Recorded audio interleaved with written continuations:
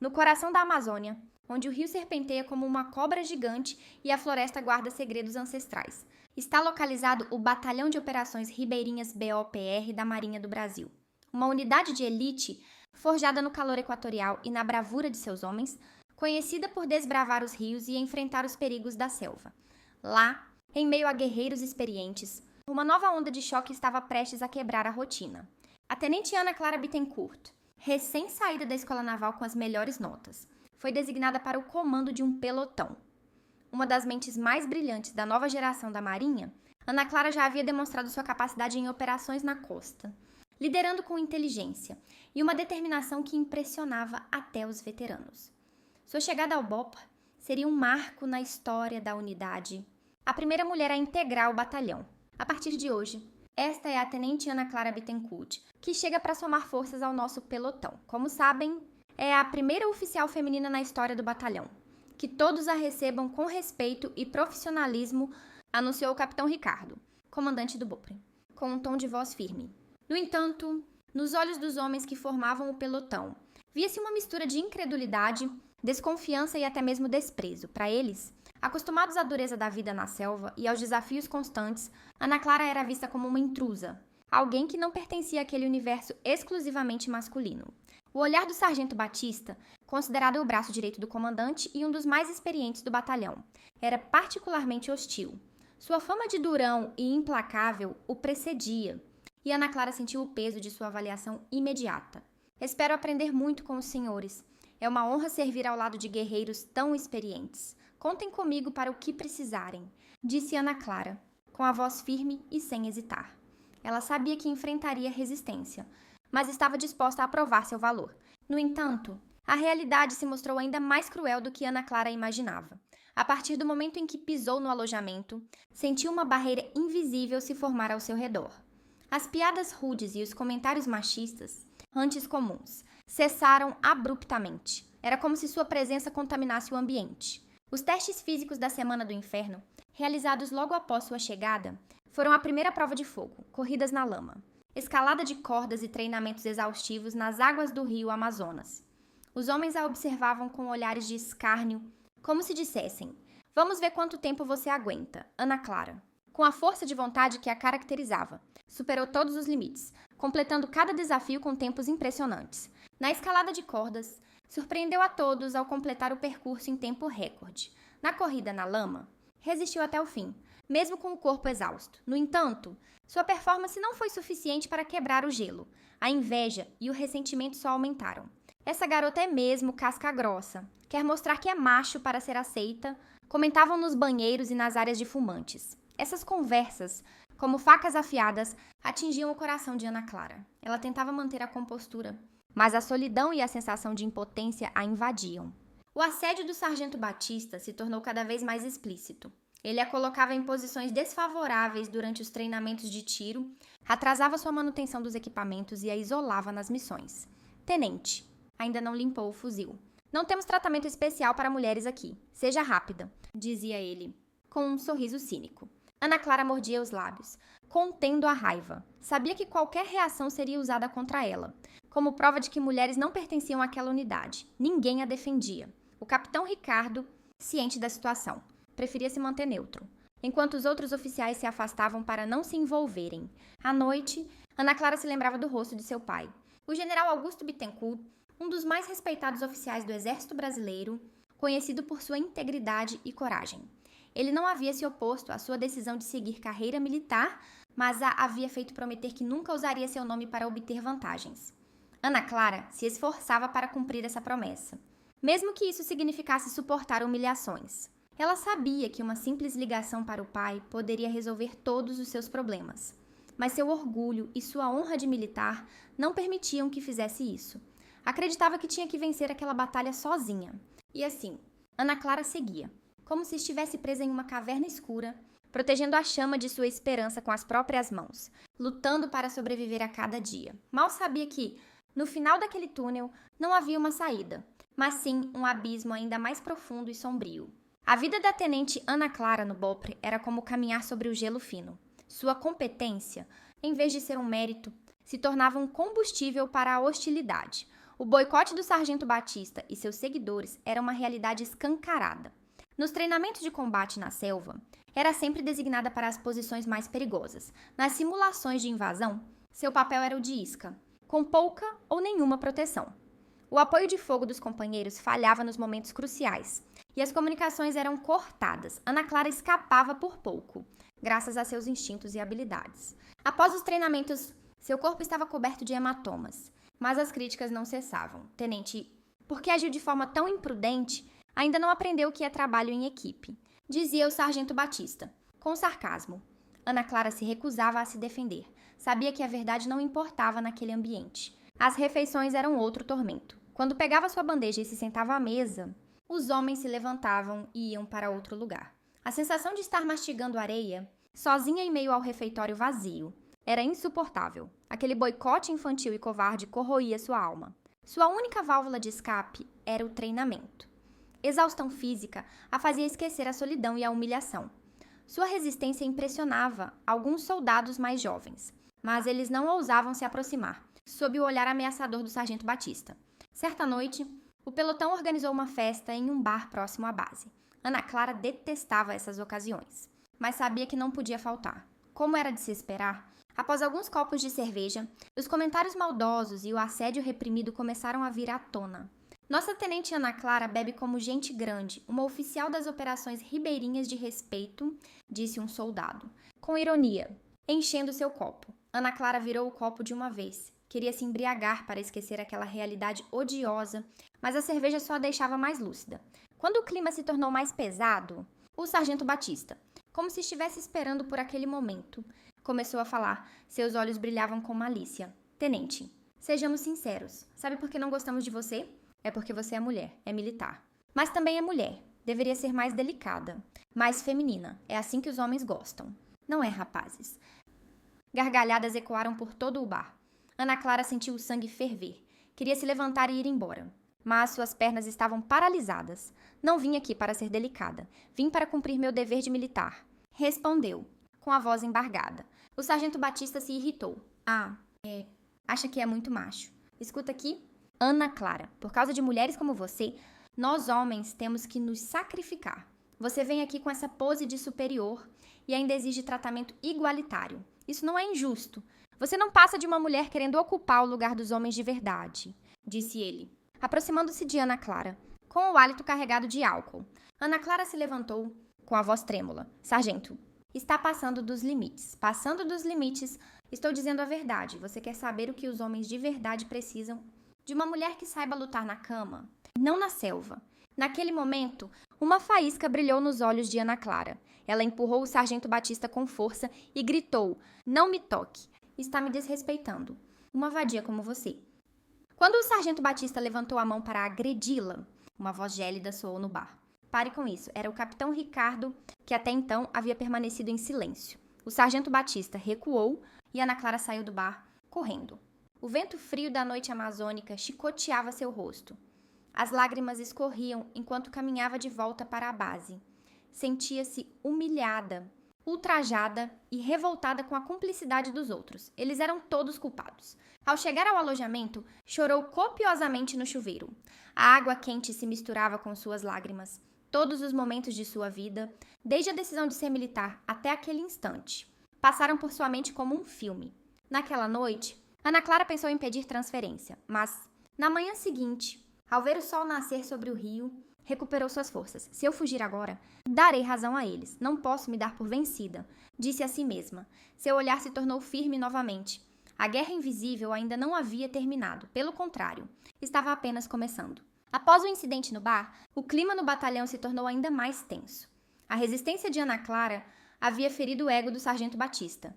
Ele estava decidido a humilhá-la completamente, para que todos a vissem como uma mulher inútil e fraca. Certa tarde, todo o pelotão foi reunido no pátio para um treinamento especial de combate corpo a corpo. O Capitão Ricardo, de braços cruzados, observava a cena ao lado do Sargento Batista, que sorria de forma sinistra. Hoje faremos um treinamento de combate corpo a corpo para aprimorar as técnicas de defesa pessoal. Para deixar a atividade mais interessante, faremos um combate entre duplas. E, para começar, Teremos a honra de ver a Tenente Ana Clara, a flor do nosso pelotão, demonstrar suas habilidades contra um adversário mais experiente, disse o sargento Batista, com sarcasmo. Tudo estava armado. Ana Clara sabia que não podia se esquivar. Com o rosto endurecido, saiu da fila e foi para o centro do pátio. Dezenas de olhares a observavam como se fosse uma gladiadora sendo jogada aos leões. Serei seu adversário, disse o sargento Batista, tirando a camisa e exibindo seu corpo musculoso. A diferença de peso e altura era gritante. Aquilo não era um treinamento, mas sim uma execução pública.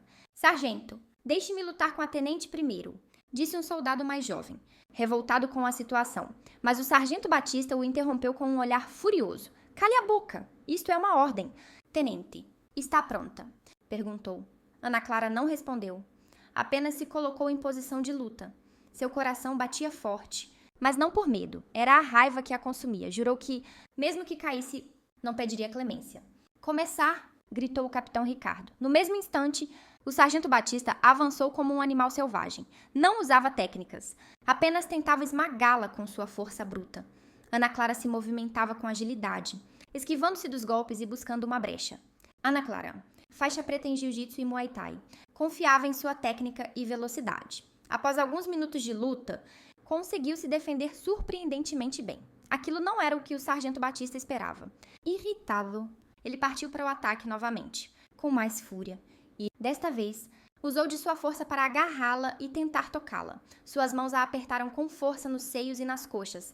Era um assédio sexual escancarado. Ana Clara ficou paralisada por alguns segundos, em choque e vergonha.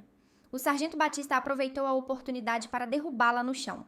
Com um baque surdo, Ana Clara perdeu o ar. O sargento Batista a imobilizou completamente, com seu peso sobre ela. E aí, tenente, viu a diferença de força? Não importa o quão boa você seja. Diante de um homem de verdade, você não passa de uma mulherzinha fraca. Sussurrou no ouvido dela. O cheiro de suor e a maldade em seu hálito eram nauseantes. Ana Clara se debatia, mas não conseguia se mover. Foi então que alguém gritou na multidão. Isso aí, sargento, dê uma lição nessa garota. Mulher não tem que usar farda. Os gritos e as risadas soavam como ondas quebrando sobre sua cabeça. O capitão Ricardo assistia à cena com um sorriso de satisfação. Naquele momento, o sargento Batista gritou para a multidão, humilhando Ana Clara de forma definitiva. Prestem atenção. Pessoal, soldado tem que lutar no combate corpo a corpo. Certo, mas mulher só tem que lutar bem na cama. É assim que funciona. Não é, rapazes. O pátio foi inundado por uma gargalhada ensandecida, transformando-se em centenas de facas dilacerando o coração de Ana Clara. Lágrimas quentes escorriam de seus olhos, mas ela mordia os lábios até sangrar, para não chorar. Guardou em sua memória aquela imagem vergonhosa, o rosto daqueles monstros e todos os detalhes daquele instante. Após alguns momentos, o sargento Batista se levantou, satisfeito. Com a ponta do pé, chutou Ana Clara, que jazia imóvel no chão, e disse: Levante-se. Tenente, o treinamento não acabou. Naquele instante, o olhar de alguém que observava tudo em silêncio, do fundo da fila, se tornou gélido. Era o subtenente Oliveira, o administrador do batalhão. Um veterano com quase 30 anos de serviço, ele havia presenciado toda a barbárie do sargento Batista e a covardia do capitão Ricardo. Seus punhos se fecharam discretamente. Aquilo não era uma questão de disciplina militar ou bullying, mas sim um crime, uma violação da dignidade humana. Ana Clara se levantou cambaleante. Apesar dos arranhões em sua farda rasgada, tentou aparentar normalidade e manter a postura ereta. Guardou o rosto do sargento Batista, do capitão Ricardo e de todos os que haviam rido de sua desgraça. Seu olhar não continha mais raiva ou tristeza. Estava vazio, mas, em seu interior, uma chama azul ardia. Naquela noite, o subtenente Oliveira permaneceu sozinho na sala administrativa e abriu o arquivo. Retirou a ficha da tenente Ana Clara Bittencourt.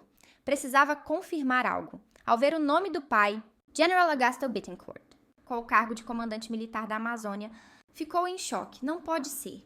Ela é filha do general Bittencourt, do lendário Tubarão da Amazônia, murmurou. O subtenente Oliveira não conseguia acreditar. O general Bittencourt, um dos mais importantes chefes militares da história do país, um homem conhecido por sua luta contra a corrupção e a criminalidade, tinha sua filha sendo tratada como um animal em uma unidade de elite, e ela nunca havia mencionado seu nome. O subtenente Oliveira se lembrou do rosto da jovem oficial, suportando tudo em silêncio, e sentiu uma dor aguda no peito. Decidiu que não podia deixar aquilo impune. Não era apenas uma questão de uma oficial, mas sim da honra e da moral da Marinha. Discretamente, pegou o telefone e ligou para a linha direta do general, para denunciar as irregularidades. Uma tempestade estava prestes a cair. E, no centro dessa tempestade, estava a tenente Ana Clara Bittencourt, que não estava mais sozinha. Após o humilhante treinamento de combate, a tenente Ana Clara se tornou como uma boneca de gelo. Algo dentro dela havia se congelado ou quebrado completamente. Não demonstrava raiva ou tristeza. Apenas cumpria suas tarefas em silêncio, como um robô desligado de suas emoções. Seus olhos eram como um abismo e ninguém ousava encará-la. Sua transformação assustou o sargento Batista e seus seguidores. O silêncio de Ana Clara era mais pesado e ameaçador do que qualquer reação. Ela se dedicava aos treinos com mais afinco do que antes. Sua aparência era a de uma assassina, afiando suas armas para se vingar. "O que aconteceu com essa garota? Parece que vai matar alguém", murmurou o sargento Batista, preocupado. Na área de fumantes, um soldado ao seu lado riu e respondeu: "Qual é, sargento? Está com medo. Só demos uma lição nela, para que aprendesse seu lugar. Mulher é assim mesmo. Precisa apanhar para se comportar." "É verdade", disse o sargento Batista, tentando disfarçar, mas não conseguia conter o suor frio que escorria por sua nuca. O olhar vazio de Ana Clara o assombrava. Não era o olhar de uma pessoa derrotada, mas sim de alguém que se preparava para o golpe final. Enquanto isso, o subtenente Oliveira, o causador da tempestade, agia como se nada tivesse acontecido. Mas todos os seus sentidos estavam voltados para o clima da unidade. A cada vez que via a tenente Ana Clara sofrendo sozinha, sentia uma pontada no coração. Se aquela jovem usasse seu nome, não teria suportado tanta humilhação, mas escolheu o caminho mais difícil e doloroso para ser reconhecida. O subtenente Oliveira via nela a imagem de um verdadeiro soldado. 3 dias após sua ligação para o general, uma mensagem de texto de um número desconhecido chegou a seu celular. "Aguarde no local", poucas palavras. Mas o subtenente Oliveira sabia quem as havia enviado. Seu coração começou a acelerar. "Está começando", murmurou. Apagou a mensagem e voltou ao trabalho, como se nada tivesse acontecido. Naquela noite, o sargento Batista e o capitão Ricardo estavam sentados um de frente para o outro em um bar de frutos do mar afastado da base, comemorando sua vitória. "Capitão, essa garota já deve ter se tocado. Viu que este lugar não é para ela. Que mulher não tem vez aqui", disse o sargento Batista, com arrogância, servindo vinho na taça do capitão Ricardo. O capitão Ricardo sorriu, satisfeito, e pegou a taça. "Você tem razão. Sargento, no começo, fiquei um pouco preocupado. Afinal, ela é a primeira oficial do pelotão e o comando estava de olho. Mas, felizmente, tudo correu como planejado. Aqui, quem manda somos nós. Capitão, não se preocupe. Pode confiar em mim. Eu transformarei a tenente Ana Clara em uma gatinha", disse o sargento Batista. Ambos bebiam e contavam histórias sujas até tarde da noite. Não sabiam que o chão sob seus pés já estava desmoronando. O reino que haviam construído estava sendo desfeito por dentro, e uma tsunami estava prestes a engolir tudo. Na manhã seguinte, tudo parecia normal. A manhã do pelotão de operações ribeirinhas sempre começava com suor e gritos. Às 9h, todo o pelotão foi reunido no pátio para receber as ordens semanais. Naquele instante, o barulho estrondoso de um helicóptero fez tremer toda a base. Era um ruído mais forte e assustador do que os helicópteros comuns. Os olhares se voltaram para o céu amazônico, de onde 3 helicópteros pretos voavam em formação a baixa altitude, aproximando-se da base. Não era uma pintura de camuflagem militar, mas sim um tipo de helicóptero usado para transportar autoridades ou realizar missões especiais. Eram helicópteros da frota do Comando Militar da Amazônia. A visita inesperada e a presença dos helicópteros usados apenas por oficiais de alto escalão eram um sinal de que algo impensável estava para acontecer. Ao chegarem ao pátio, os helicópteros pairaram no ar e pousaram no centro do terreno. Uma forte corrente de ar levantou poeira por todo o lado. As portas dos helicópteros se abriram. Os primeiros a sair foram os membros da Guarda Especial, com fardas pretas e armas em punho. Rapidamente, formaram um cordão de isolamento ao redor dos helicópteros. Em seguida, desembarcaram oficiais com uniformes impecáveis. Seus rostos estavam gélidos e seus olhares penetrantes pareciam enxergar tudo. Suas insígnias revelavam que pertenciam à Corregedoria do Comando Militar da Amazônia. Por fim, a porta do helicóptero do meio se abriu e um oficial desceu. Seu uniforme estava impecável e seu cap exibia as estrelas de um general. Ao tocar o solo, ele se aproximou do comandante do pelotão, que estava perplexo.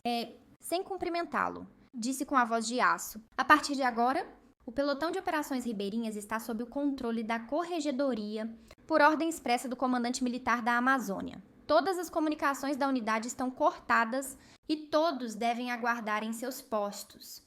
Quem se mover ou tentar entrar em contato com o mundo exterior será considerado um traidor e será punido de acordo com as leis militares. Sua voz silenciou todo o barulho. Ao ouvir a ordem direta do general, todo o pátio se congelou. O rosto do capitão Ricardo e do sargento Batista empalideceu. Uma inspeção da corregedoria e por ordem expressa do general significava que algo grave, um crime de lesa-pátria, havia acontecido naquela unidade. O general, com um olhar gélido, percorreu lentamente o pátio. Seu olhar parou em um ponto com uma expressão impassível.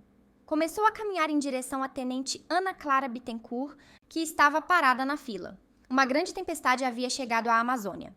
Enquanto o general caminhava em direção à tenente Ana Clara, um silêncio sufocante tomou conta do pátio. A cada passo, suas botas sobre o chão soavam como um toque de execução, pesando sobre o coração de todos.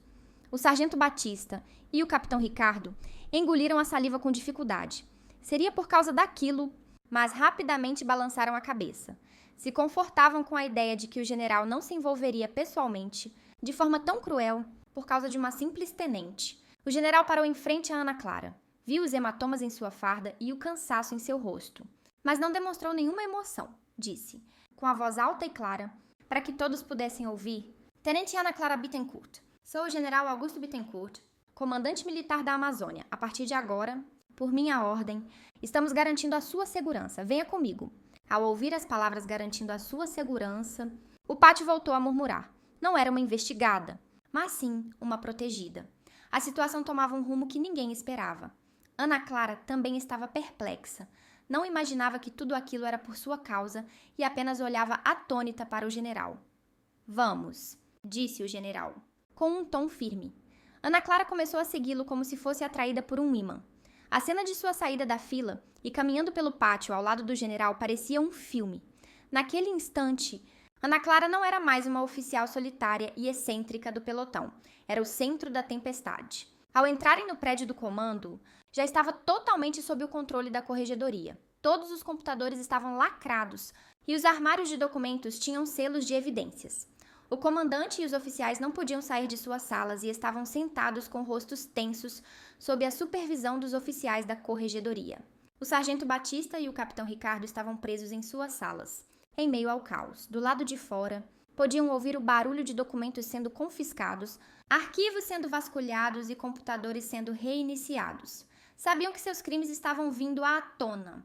O general levou Ana Clara até a sala do comandante, que havia sido transformada em um centro de comando provisório, completamente isolado do mundo exterior.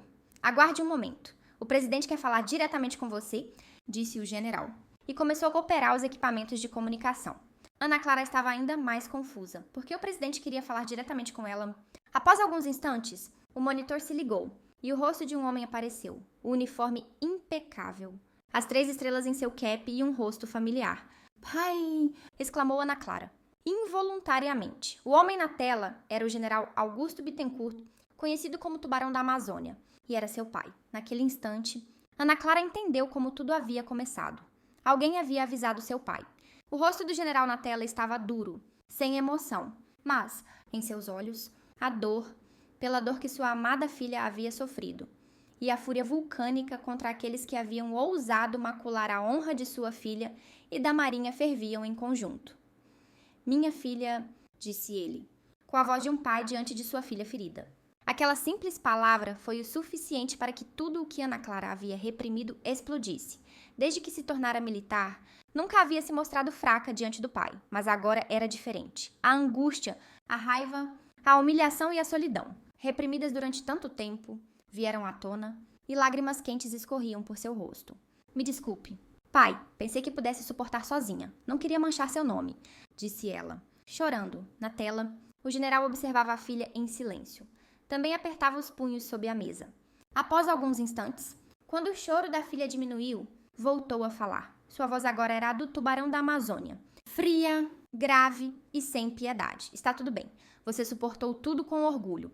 Como militar e como minha filha. A partir de agora, você não é mais a tenente Ana Clara. Uma militar. Mas sim a vítima Ana Clara Bittencourt. E diga tudo. Não se preocupe. Não esconda nada. Conte tudo o que aconteceu. Disse. Fez uma pausa e olhou para a filha através da tela, com um olhar severo. O resto, este pai e comandante militar da Amazônia resolverão pessoalmente. Mostraremos a eles como punimos aqueles que ousaram tocar em minha filha e macular a honra sagrada da Marinha. Completando. A ligação se encerrou. Ana Clara permaneceu ali por muito tempo, chorando. Mas não eram mais lágrimas de fraqueza, mas sim de purificação para se livrar de tudo e se levantar novamente. Enquanto se recompunha em outro local da base, um verdadeiro inferno se desenrolava. Os oficiais da corregedoria haviam levado o sargento Batista e o capitão Ricardo para 2 salas diferentes. Capitão Ricardo, a partir de agora, perguntaremos sobre todas as injustiças que ocorreram no pelotão. É melhor colaborar. O presidente já sabe de tudo, disse o investigador. Diante daquelas palavras, o capitão Ricardo tentou sorrir e respondeu. Não sei do que está falando. Nossa unidade é a melhor da Marinha. Ah, é. Então, como explica isto? Disse o investigador, jogando um papel sobre a mesa. Era o registro da ida da tenente Ana Clara ao posto médico, com hematomas e dores musculares durante o treinamento. A data era o dia seguinte ao humilhante treinamento de combate corpo a corpo. E aqui está o vídeo do circuito interno de segurança do bar na noite da festa. O que o sargento Batista fez com a tenente Ana Clara e como o senhor se omitiu está tudo gravado.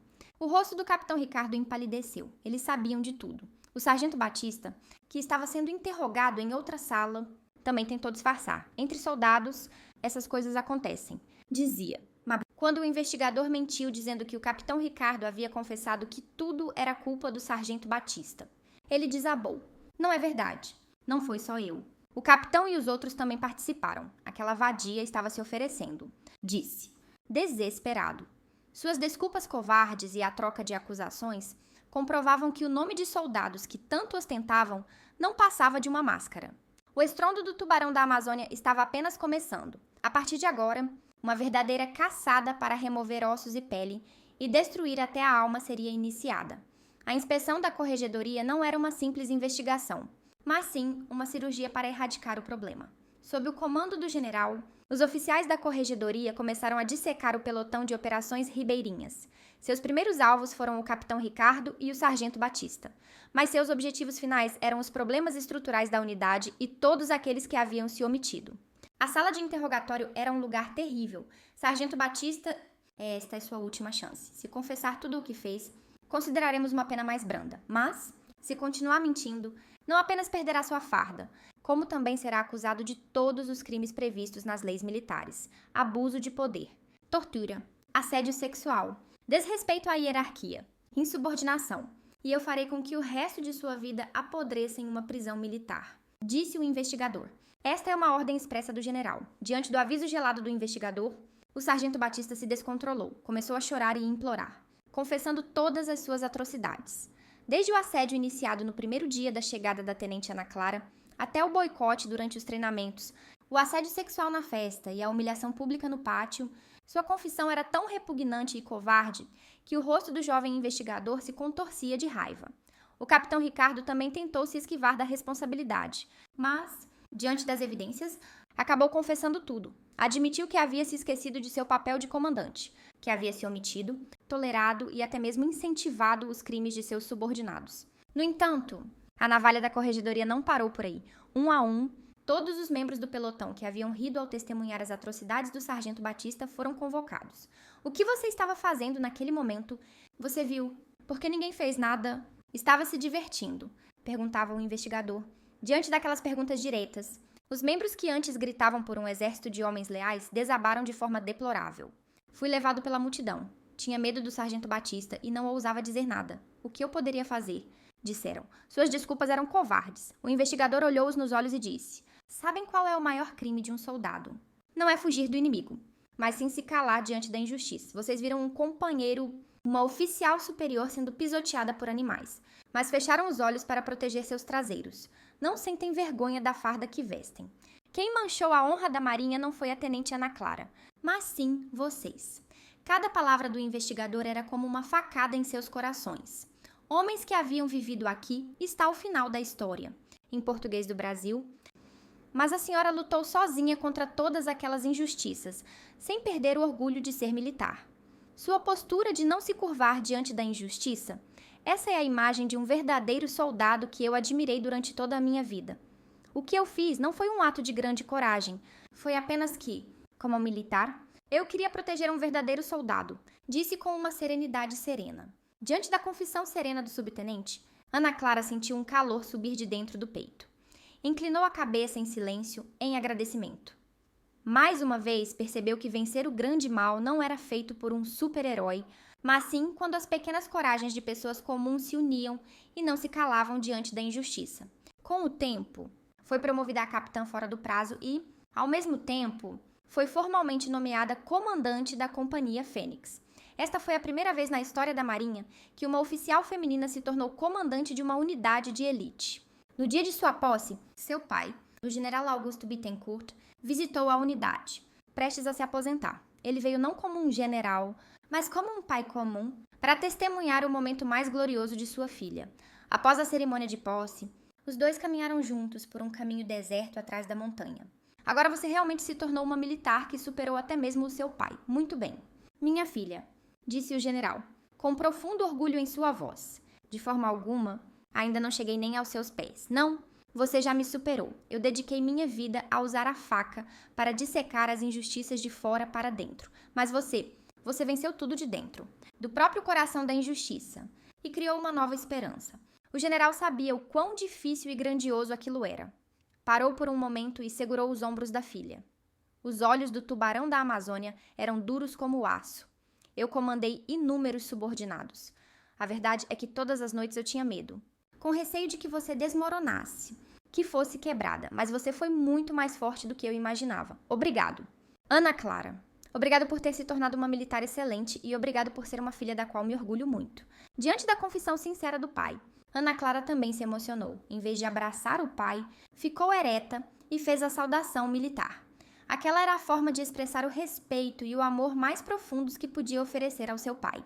E agora, a capitã Ana Clara Bittencourt estava diante dos novos membros da Companhia Fênix. Atrás dela, ao lado do slogan tradicional Resistência, Coragem, superar todas as dificuldades, estava o novo slogan da Companhia Fênix, criado por ela, respeito mútuo, provar através da força.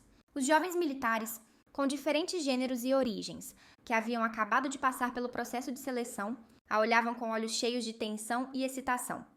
Ana Clara lhes disse com uma voz suave, mas poderosa: bem-vindos à Companhia Fênix. A partir de agora, vocês passarão pelos treinamentos mais rigorosos. Mas prometo uma coisa: aqui não haverá violência injusta, nem discriminação, nem silêncio covarde. Apenas o suor e a força de vocês serão os critérios de avaliação. Caminhou pelo pátio e olhou nos olhos de cada membro. A verdadeira força não é pisar nos outros para subir. Ela vem da confiança de ajudar o companheiro ao seu lado, confiar nas costas dele e entregar suas costas a ele. Nós não estamos sozinhos. Somos um time. A partir de agora, vocês e eu nos tornaremos uma equipe para proteger a vida uns dos outros. Alguma pergunta? Ninguém conseguiu responder. Estavam sobrecarregados pela aura de uma lenda viva que estava parada diante deles. Ana Clara sorriu satisfeita. Seus olhos não estavam mais frios por causa das cicatrizes e da raiva do passado.